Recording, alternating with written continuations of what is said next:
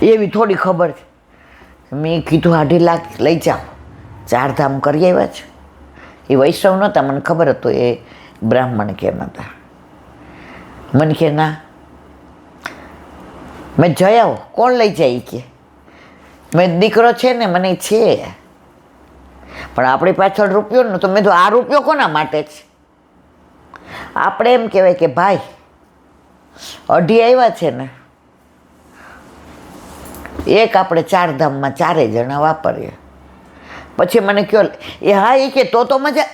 જો એમને ઘરડા માણસો પહેલાં હોય ને, એની વૃત્તિ એવી કે અમે ભેગું કરીએ ને ફિક્સ. પછી ફિક્સમાં ઘણાય અમારે ત્યાં એવા હતા કે નોમિની જ લઈ જાય અને પછી વાપરવાની જગ્યાએ વાપરે, ના વાપરવાની જગ્યાએ. તમારે કહેવાના આશા એમ છે 80 વર્ષે આપણે હજી ફિક્સ એટલે કરીએ છીએ ડબલ થઈ જાય. પણ આપણે 2માંથી સિંગલ ક્યારે થઈ જાય ક્યાં નક્કી છે? આ બધું જ સમજીએ છીએ પણ ના સમજ બનીએ છીએ. પછી અંત સમય આવે ને ત્યારે એમ થાય રે ડૉક્ટર એમ કહી દે ને કે હવે ઈલાબેન 2-4 દિવસ અરે મારું ફાર્મ આવશે, મારે ફિક્સ, મારા દાગીના ને મારું ઓલો ઘર ને મારે. અરે તારી ભલી થાય. એના કરતાં આપણા હાથે જ સારા કાર્યો કર્યા હોય ભેગા લઈ જવાની આ એક જ રીત છે. કાં સારા કાર્યોમાં વાપરો, કાં ભોગવો અને કાં મૂકીને જાઓ. નક્કી આપણે કરવાનું છે.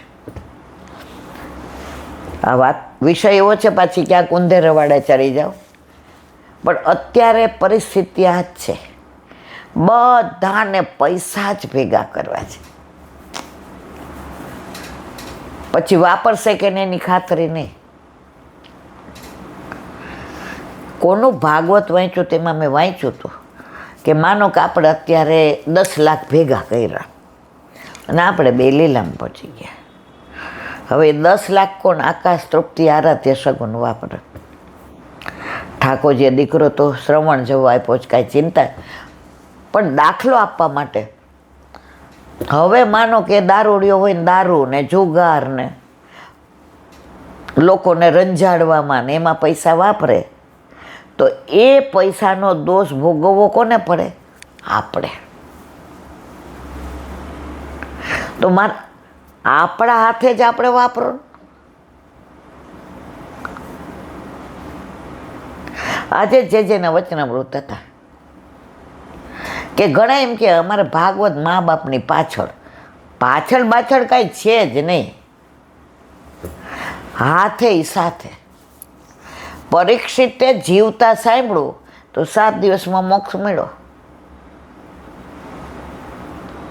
તો જીવતા જે પહેલાં તો ગામડામાં અન્ય માર્ગીઓ જીવતા જગતિયું કરતા. નાના હતા ને એટલે અમને ક્યાંય જમવા ન જવા દે, કારણ કે એ પાછું અન્ય માર્ગ. એટલે નાનપણથી હવે સંસ્કાર જ એવા કે આપણે કોઈને ઘરનું ખવાય નહીં, કોઈનું પાણી પીવાય નહીં, કોઈનું પ્રસાદ લેવાય નહીં, કોઈના મંદિરે જવાય નહીં. પણ ગામડામાં તો બધાને બોલાવે, એટલે નવા કપડાં પહેરાવે ને બધુંય સમજાવીને મોકલી દે. પતાસા વેચાય તોય નહીં લેવાના, તમને ત્યાં ઓલી લાણી આપે તોય નહીં લેવાની અન્ય માર્ગની. પછી મોટા થયા તે મેં તો પણ આ જીવતા જગતિયું એટલે શું? એ કે બેટા મરી ગયા પછી બધું ઘણું કરતા હોય, પણ આ બધા જીવતા બધાને જમાડી દે, લાણી કરી દે ને બ્રાહ્મણને દે ને બ્રાહ્મણો એ જે પોતે કરે ને એને કહેવાય જીવતા જગત. હમણાં એક જણાએ જીવતા માળા ફેરવણી કરી. મેં નથી જોયો, હું નથી ઓળખતી. મને તો એક જણે કલકત્તા કે ક્યાંની વાત મને એક વૈશ્યએ કહ્યું. મને એ કહેલાબેન એને મેં કીધું કેમ? એ કે મારી પાછળ કરે કે ના કરે, એ બધા કોઈ આમ જાય છે ને કોઈ આમ જાય, આપણે આપણા હાથે જ. કહેવાનો આશય છે હાથે સાથે. બધા છોકરા માનો સારા જ હોય, પણ આપણા ગયા પછી ક્યાં વાપરશે આપણને ખબર નથી. એટલે હાથે સાથે. બોલો વલ્લભાધીશ કી જય. દસમ સ્કંદ પૂજ્ય જીજીના યુગલ ચરણ અરવિંદમાં દંડવત પ્રણામ. બહુ કરી છે સ્પોન્ડિલાઇઝ, તો હાથે નથી એમ થતો.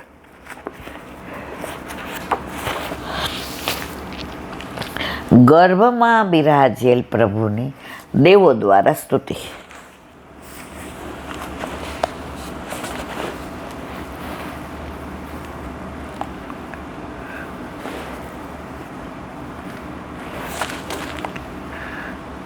એક બેન એના ઘરમાં ભગવાનની સેવા કરતી હતી.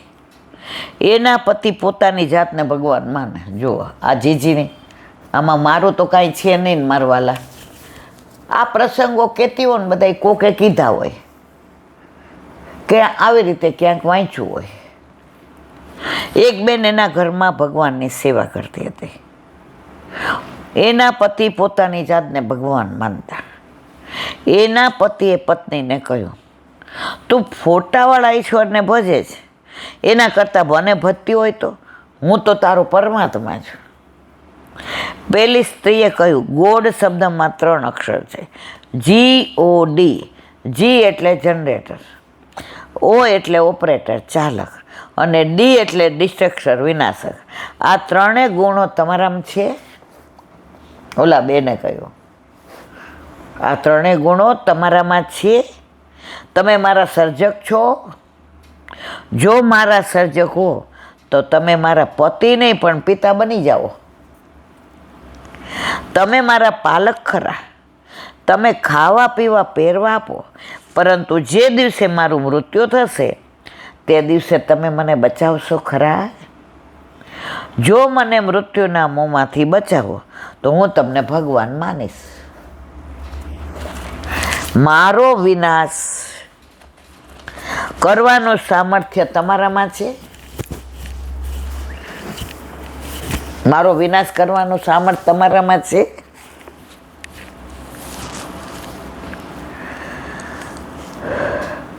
કદાચ તમે મને ઝેર આપી શકો, મારી સામે બંદૂક તાકી શકો, પરંતુ મારા ભાગ્યમાં જીવવાનું લખ્યું હશે તો તમે મારી શકશો ખરા?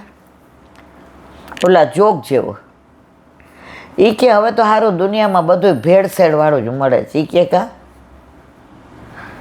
એ કે મારી વાઈફે ઝેર પીધું તો એમાંય ભેળ હતું, બચી ગઈ. કે આ તો જોક છે. મારા માટે તમે વિનાશક પણ નથી, તમે કેવળ નિમિત્ત છો. જો તમારામાં ઈશ્વરના 3 પૈકી એક પણ લક્ષણ ન હોય તો હું તમને પરમાત્મા કેવી રીતે માનું? તમને હું પતિ માનું છું, પણ પ્રભુ તો નહીં જ, એ વાત ચોક્કસ છે. કારણ કે પ્રભુ જેટલું સામર્થ્ય માણસમાં હોતું નથી. દેવો સમજાવે છે, પ્રભુ તરીકે પૂજા સ્વીકારવાની વૃત્તિવાળા લોકો એક દિવસ ઉપરથી નીચે આવીને પટકાય છે. એકવાર જો આપણામાં હું પ્રભુ છું એવો ભાવ જાગે તો દુનિયા પાસેથી પૂજા સ્વીકારવાની ઈચ્છા થશે. આપણે 40 વર્ષ પહેલાં લેવા આવ્યા ને તો હું દર્શન કરવા ગઈ હતી સવારે. તો ત્યારે છે ને દૂધની ઓલી કાચની બોટલો આવતી ને ઉપર મૂકવાની. તો ત્યારે મારી પાસે મને લાગે સાયકલ હતી. એટલે એક બેન મને કે કઈ બાજુ જાઉં છું? મેં શું હાવ દુબળા પતલા. મને કે મને આગળ ઉતારી દે. એટલે વચ્ચે ઊભા રહ્યા કે આપણે દૂધની આને ત્યાંથી બોટલ. મેં તું કેમ? મને કે કામ છે. એટલે પણ ત્યાં ગયા ને ત્યાં એ બેનના ઘરે તો દૂધે બહાર પડેલું ને ફૂલ ને ફ્રૂટ ને. એટલે મેં કીધું અહીંયા બીજું મંદિર? આપણને કાંઈ ખબર નહીં, કારણ કે આપણે અમદાવાદમાં નવા હતા.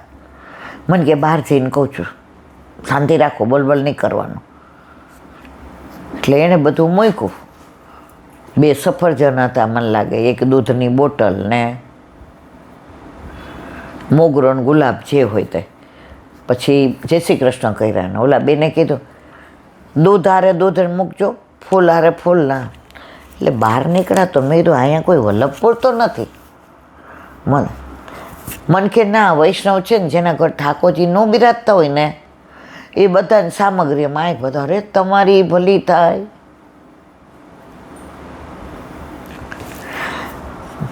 મેં કીધું અમે તો અમારા એ કે સૌરાષ્ટ્રની વાત નહીં કરવાની. મને વળચકું તોડ લઈ દેવાનું. મારે ઓફિસમાં મોડું થતું હતું. જેના ઘરે બધું પધરાવા ગયાનો બંગલો જોવે તો આપણું મગજ કામ ન કરે.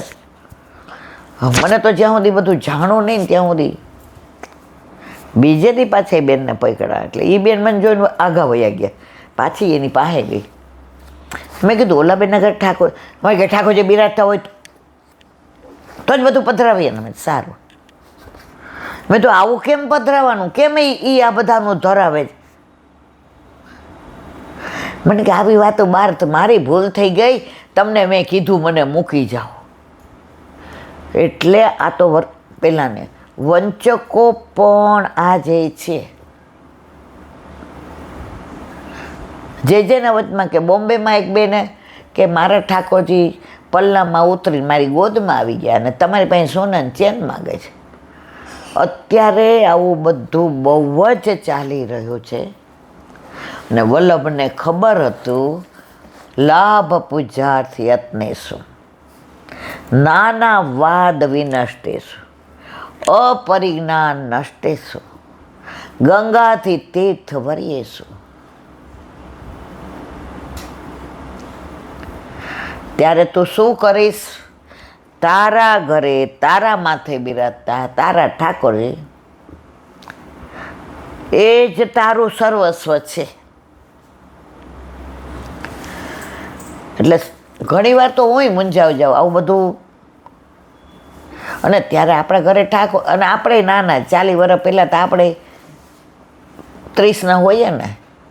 પણ આમ પહેલેથી મને એવું થાય કે આવું ના, ત્યારે એવા સિદ્ધાંતો ખબર નહોતી. પણ મેં કીધું કાં મંદિરે પધરાવાય કાં ગુરુ ઘરે પધરાવાય, આમના ઘરે કેમ? એ પ્રશ્ન મારા મનમાં અઠવાડિયું રહ્યો. પછી ધીમે ધીમે આપણને સમજણ પડી ગઈ કે હરિરાયજીએ શિક્ષાપત્રમાં લખ્યું છે કે વંચકોથી દૂર રહેવો. આ શ્લોક વાંચતા મોટા મોટા ધર્માચાર્યો, મઠાધીશો અને ગાદીપતિઓનું સ્મરણ થાય છે. એ લોકો પણ પોતાની જાતને પ્રભુ માની બેઠા. જુઓ, આમાં મારું તો કંઈ છે નહીં મારા વાલા. અત્યારે એટલા બાબાઓ નીકળી પડ્યા અને આટલું જ છાપામાં આવે ને તો બધા ઠાકોરજીને શરણે જવાને બદલે બાબાને શરણે જાય. એને ભગવાન મળી ગયા હોય તમે પછી પૈસા માગે. આ બધા પૈસાના ખેલ છે. અંધશ્રદ્ધા જ્યાં છે ને ત્યાં શ્રદ્ધા ઝૂકી જાય છે.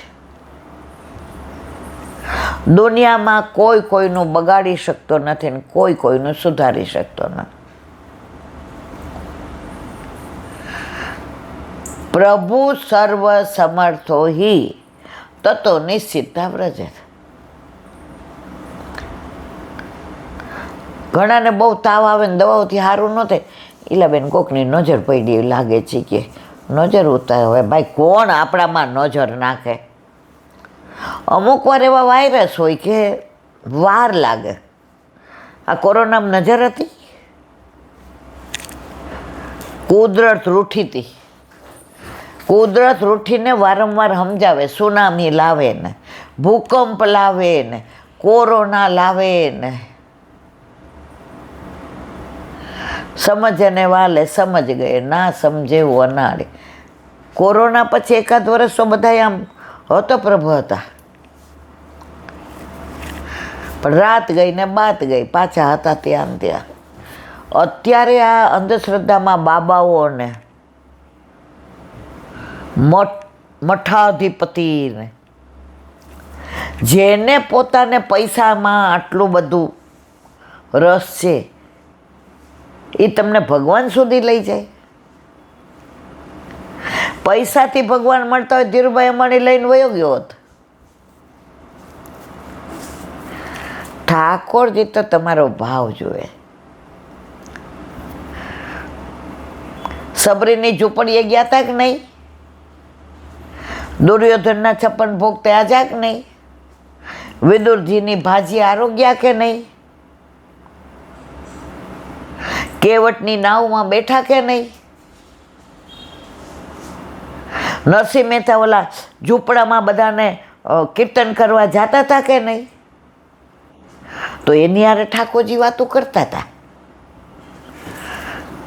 કોઈ રાષ્ટ્રપતિ કે પ્રધાન હારે વાતો કરી દેવી.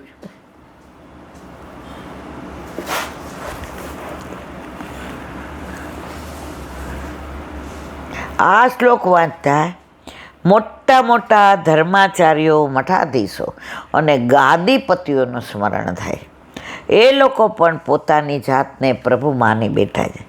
તેથી તેમનામાં દુનિયા પાસેથી પૂજા શીખવાડવાની વૃત્તિ જાગે છે.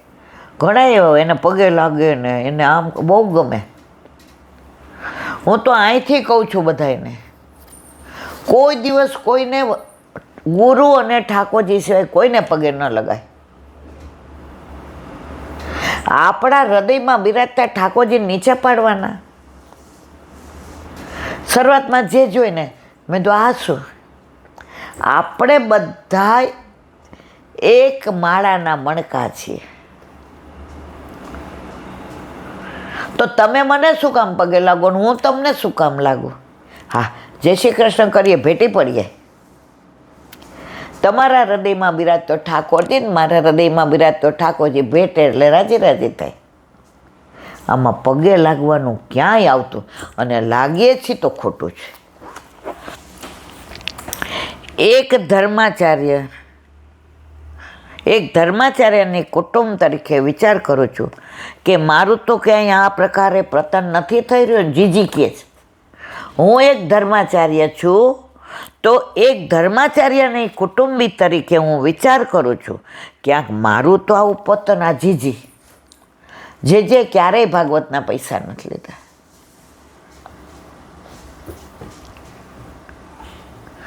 એની હું સાક્ષી છું. આજે લગભગ 15-20 વર્ષ પહેલાં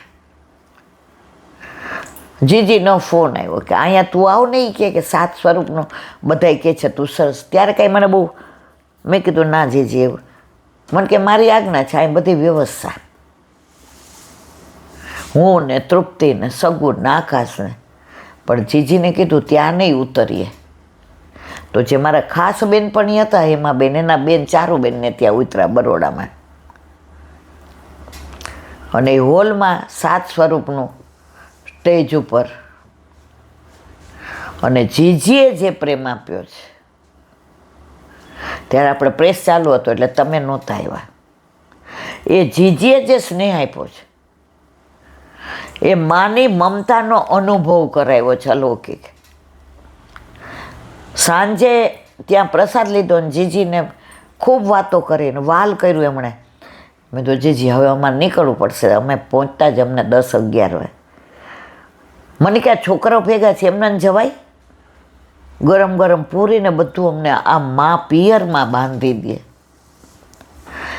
જીજી જેવું કોઈ થયું નથી અને થવાનું નથી.